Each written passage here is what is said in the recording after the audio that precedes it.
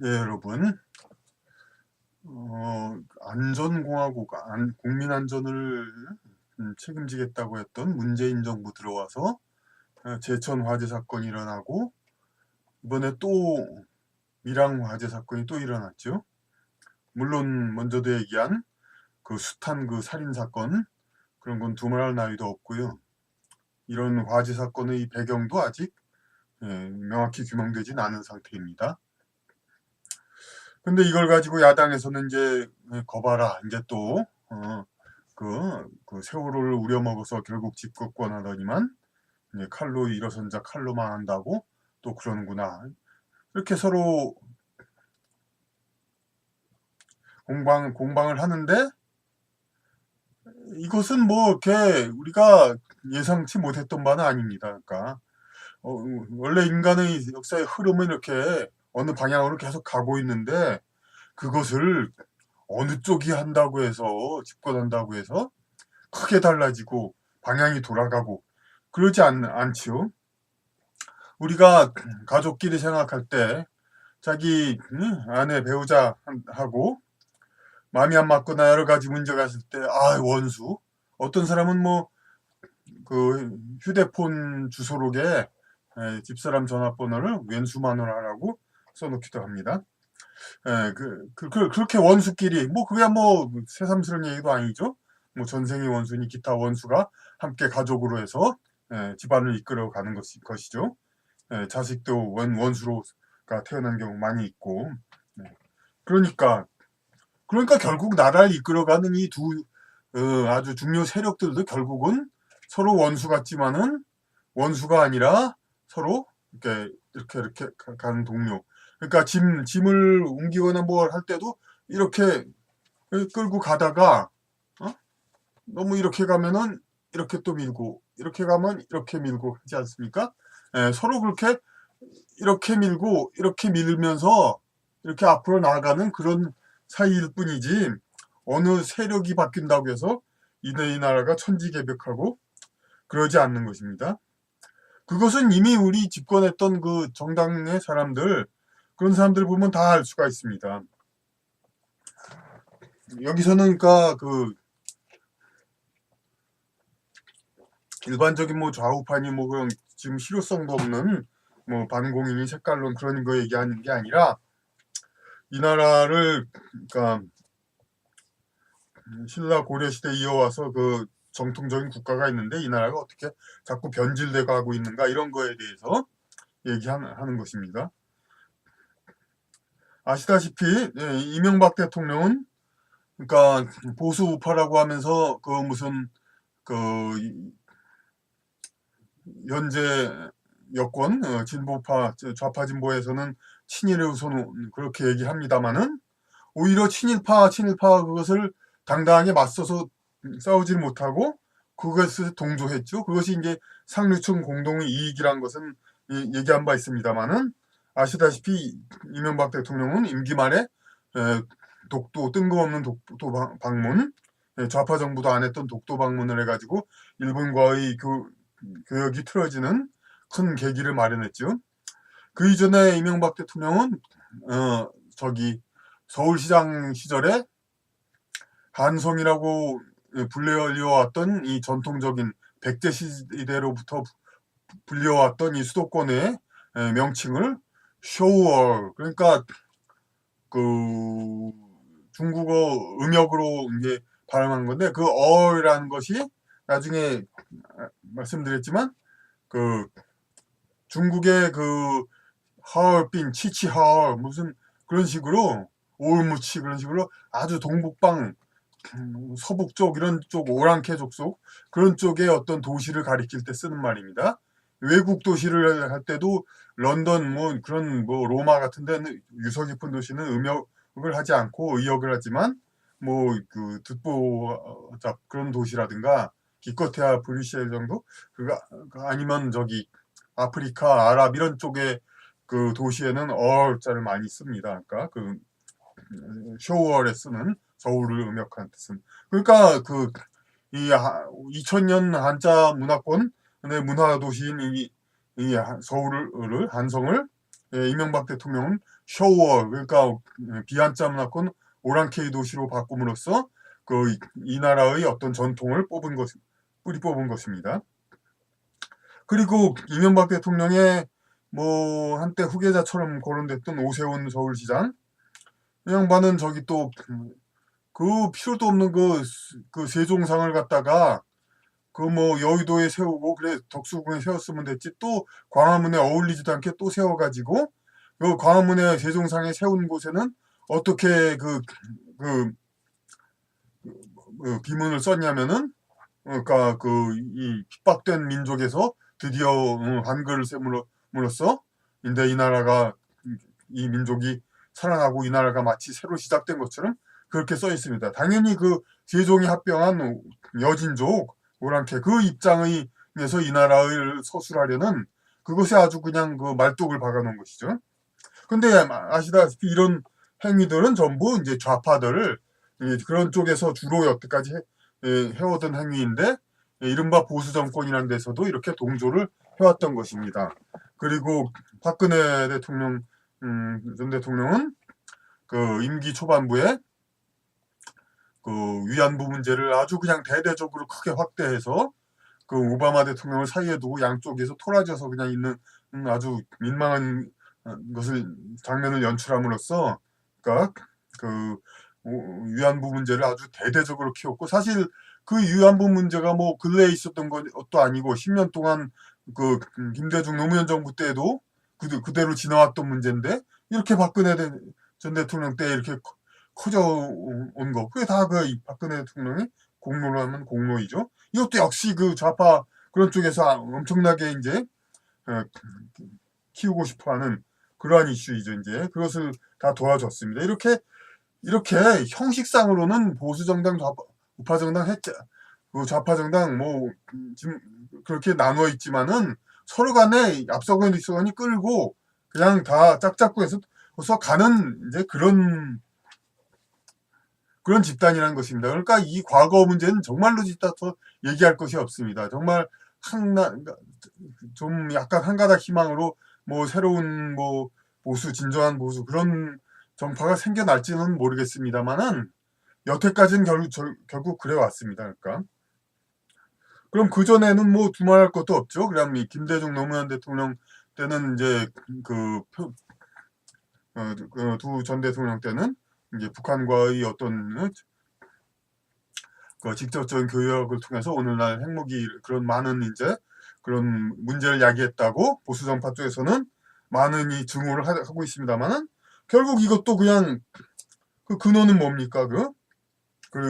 저기 김영삼 대통령 때 그 클린턴이 그 북한의 핵 기지를 폭파하려고 하니까 그냥 명운을 걸고 그냥 못하게 했죠. 그리고 민족보다, 아니 뭐 정치 이념보다 민족이 앞선다는 그런 얘기를 또 김영삼 전 대통령이 했었고, 그리고 또 일본과의 관계에 있어서도 좌파의 친일 몰이 그렇게 해서 자꾸 국민들을 일본과 처벌지게 해가지고 어떻게 국민으로 하여금 기회를 이렇게 하고 우리 국가를 자꾸 북쪽에 대륙권에 가깝게 하려는 좌파의 그런 행위, 그런 것에 당당히 맞서지는 못하고 임기 말에 일본의 버르장머리를 고치겠다라는 등의 어떤 좀 여러 가지 그 소홀한 반일적 행위를 해가지고, 물론 뭐 섣부른 중앙청 뭐 폭파도 그렇겠지만은, 그래가지고 결국은 IMF를 당하고 그 정권을 넘겨줬죠. 이런 얘기하면 또 그럼 그럼 보수 운동권 그런 분들은 또 얘기합니다. 김영삼까지도 다 삭발하다. 뭐 군사 정권계 박정희 전두환이 진짜 뭐 보수 정권이고 그때가 그립다, 그런 얘기도 하죠. 하지만 꿈깨시라고 전부 다 얘기하고 싶습니다. 이런 거 제가 뭐 그들 보수 정파 뭐 그런 사람들로부터 어떤 지원을 받거나 그런 사람이라면 이런 얘기 함부로 못 하겠습니다만은, 전두환 전 대통령 뭐 했습니까? 응? 제일 중요한 교육 정책이 있어서 예비고사 이렇게 몰아서 하는 그 좌파적인 정책을 함으로써 이 나라 대학들 모두 색깔을 그렇게 변화시켰고, 그것은 뭐 여기서 자세히 얘기하기는 시간상 그렇고, 그리고 그 전두환 대통령의 그 80년대 동안에 어떤 일이 벌어졌습니까?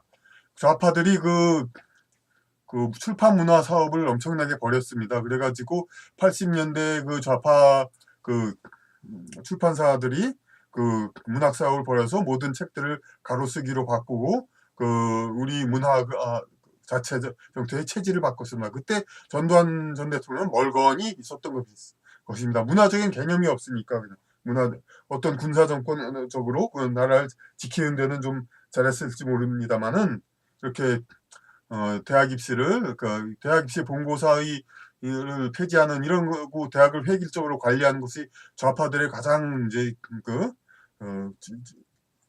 붙들고 있는 그러한 입시 정책인데 그 효시도 전두환 전 대통령이 했죠. 이렇게 해서 그 전두환 때 그 좌파 그거 번성의 씨앗을 다 뿌렸습니다. 그럼 뭐 박정희 대통령은 그럼 저기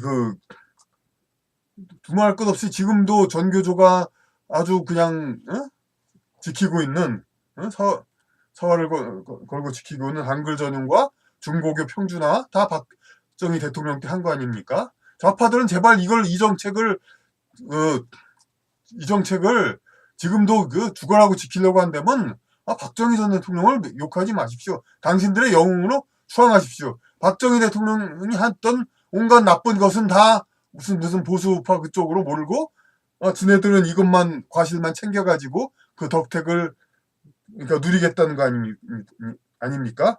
이 한글 전용과 중고교 평준화로 인해서 어떤 지식 교육에 의한 그 체계적인 엘리트 양성이 안 됨으로써 좌파 인재들이 그 틈새를 파고들어서 얼마나 사회에서 지금 좋은 자리와 위치 그리고 출세를 하고 있습니까? 다 그 박정희의 그런 정책 덕분입니다. 그러니까 네, 당신들 더 이상 뭐 그 정책을 물고 늘어지려면은 박정희 전 대통령을 욕하지 마십시오. 보수 쪽은 그냥 인맥상 그런 거니까 더 이상 얘기하기도 피곤하고요. 박정희 전 대통령을 어떻게 생각하냐. 근데 이런 얘기들이 전부 그러니까 뭐냐면은 결국 그러니까 우리 한반도의 국가가 신라 고려로 이어와서 그리고 조선시대에 여진족을 합병해서 일부 이질적인 요소가 들어왔습니다만은 그래도 이제 주류적인 문화가 계속 이어왔는데 그리고 대한제국이 돼서 그걸 대한민국으로 승계했는데 이런 조선시대의 이질적인 문화 여진족 합병 그리고 신라 고려 때는 북방에 있었던 발해의 말갈족 혹은 또 고려시대의 북방 여진족 이런 쪽에 있던 문화의 후계자들이 한국 땅에 들어와 가지고 마치 중국에서 그 몽고족이나 여진족이 중원을 점령해서 나라를 지배하는 것처럼 이 한반도 국가를 자기들이 지배하는 국가를 만들려고 하는 것입니다. 근데 과거에는 소수가 이제 무력이라든지 어떤 전쟁의 효율성을 통해서 몽고족, 여진족 소수가 다수를 지배했고 유럽에서 여러 가지 인도를 지배하고 여러 가지 그런 현상들이 있었습니다. 그런데 오늘날 민주사회이기 때문에 소수의 어떤 성향을 가진 민족이 다수를 지배한다는 것은 꿈을 깨야 하는 것인데 이들은 계속 그렇게 어떤 가진 속임수라든지 그 술수를 써가지고 이 대한민국이 2000년, 5000년 날아온 나라가 마치 그냥 저들의 그 전통 문명 이런 것들을 아주 그냥 말살하고 자기네들 것이냐. 최근에도 이건범 씨라든지 그런 사람들이 나서서 헌법을 개정하면서 용어를 바꾸자. 기망하다를 속임수로 했다. 이런 식으로 헌법을 쉬운 말로 바꾸자. 이런 소리를 막 합니다. 아니, 헌법을 쉬운 말로 바꿔서 각종 헌법의 용어들이 아주 간단한 단순한 한글로 하면은 이 해석이 여러 가지로 모호하게 돼서 결국은 헌법을 해석하는 헌법재판관은 결국은 좋습니다. 그러니까 헌법재판관들은 그 표시를 헌법재판관소 마크를 한글로 바꾸고 그런 거 좋아하는 거 아닙니까? 그래야 자기들은 권력이 강해집니다. 헌법을 한글 전용으로 하면은 자기들은 학문적으로 한자니 독일어 원어라든지 그런 거 다 공부합니다. 그러니까 아무리 한글로 쉽게 표현해도 다 자기들은 압니다. 하지만 국민들은 이게 그냥 속인데 어떻게 속이는 거냐 그런 거 여러 가지 섬세한 뜻을 모르니까 한문을 자기가 공부해도 법률을 전공하지 않으면 법을 알 수가 없습니다. 그러니까 앞으로 아마 그 헌법재판소나 그 법률 전문가 이런 특히 좌파 이런 사람들이 이런 자들 이건범이라든 이런 사람들의 그 그 그 머리에 그 운동을 아마 못 이기는 척하고 막 그렇게 수용할 가능성도 짙은데, 이렇게 하면 결국 피해 본 건 국민이고 이득 본 것은 법률 전문가들입니다. 근데 이런 건 이런 것이 결국은 그 사람들은 왜 그럼 자꾸 헌법 법률까지도 한자를 없애려고 하느냐? 그 조선시대까지, 근대까지, 그 백범 김구 선생 그들이 얘기하는 그런 까지도 통용되었던 한문을 자꾸 없애고 그렇게 해야 되느냐? 그들은 이제 뿌리가 북방 여진족이고 자기들은 한자가 없었던 나라에서 문화 환경에서 태어난 그런 조상을 가지고 있으니까 그러한 나라로 한국을 개조해야 자기들이 그 지식 교육이라든지 그런 지식으로 지식 교육과 평가로 엘리트를 양성하는 그런 체제가 아닌 다른 차원에서, 그러니까 영향력을 키우는 그러한 체제가 되어서 계속 이 나라를, 그러니까 점점 영향력을 키우고 그러한 이제 이 땅에서 그걸 자기들 나라를 만들려는 하는 것입니다. 그들의 이런 움직임은 이제 물론 이제 중국 같은 곳에서 더 이상 자기들이 이제 앞으로는 세력을 떨칠 기회가 없으니까 이 한국을 접수하려는 것인 모양인데, 그러나 이 한국도 나름대로 중요한 이제 이 인류 문명에서의 그 역사를 가지고 그 목표가 있고 그 소명과 역할이 있으니까 이 대한민국 땅이 한낱, 그러니까 중국의 소수민족, 이 과거에는 중국하고 한국 이제 구분 없이 소수민족이죠. 중국과 만주는 이제 중국 땅도 아니고 한국 땅도 아니었으니까 이런 이제 소수민족들의 어떤 피난처 대한민국이, 아마 한국이 한글 전용의 국가로 돼가지고 완전히 그 과거 여진족이라든 이런 쪽에 그 뿌리를 가진 사람들의 통치하는 그런 나라가 되면 중국은 좋아할 겁니다. 왜냐하면 자기네들의 소수민족 문제를 이렇게 그쪽으로 몰아버리고 소수민족의 그 풍선 효과를 이렇게 그쪽으로 몰아버리니까 오히려 좋아할 겁니다. 하지만은 이것은 우리 그 중국을 위해서 뭐 한국이 희생하라, 그러니까 이건 중국으로서는 아마 진짜 한국이 그런 나라가 되는 건 중국에 병합되는 것보다 더 좋아할 겁니다. 하지만은 이거 용납 안 되는 말인 것이죠. 인류의 역사와 우리 대한민국이 존재하는 그 사명을 생각하면은. 그러니까 이런 것들이 전부 이렇게, 근데 우리가 모르는 새에 계속 이런 방향으로 내려왔던 것입니다. 역대 대통령이. 박정희 대통령까지도 다 그래왔다는 거죠. 그러니까 뭐 좌파 대통령 말 꺾고 그 이전의, 그러니까 이후의 다른 대통령도. 그럼 이승만 대통령은 물론 이제 그 이후의 다른 대통령에 비해서는 훨씬 낫습니다만은, 그때까지만 해도 국세가 한자와의 새로 쓰기였고 제헌헌법도 한자 혼용의 새로 쓰기였으니까. 그러나 이승만 대통령은 유감스럽게도 그 한글 전용법을 일단은 한자를 혼용하다 나중엔 바꾼다 이런 법을 막지 못했습니다. 그거에 대해서는 역시 또 책임도 면할 수가 없죠. 이런 식으로 해서 대한민국이란 나라는 하나하나 이제 이게 갉아먹혀져 가지고 벌써 이렇게 되어가는, 좌우 정권 상관없습니다. 그렇게 되어가는 방향으로 나아가고 있는데, 이제 앞으로 이 방향을 계속될 것인가, 아니면 우리가 이제 제발 대한민국이 존재하는 하늘의 뜻을 우리가 파악해가지고 제대로 된 방향으로 나아가는가. 뭐 되돌리자는 게 아닙니다. 그래도 어쨌든 제대로 된 방향은 차지할 것 아닙니까? 그것은 우리가 앞으로 차근차근 찾아 나가야 할 것입니다. 감사합니다.